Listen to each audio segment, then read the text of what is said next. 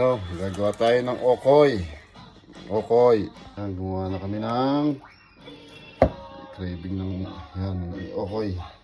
Lagyan natin ng sibuyas at kamote. Halo natin yung sibuyas saka yung kamote. Iwan natin yung hipon para dumami. Iwan natin yung hipon konti.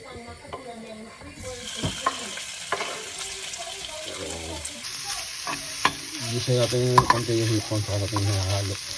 Ihalo natin yung hipon sa ating okoy. Ito na yung okoy. Ayan na ang okoy natin. Testing natin yung okoy. Okoy.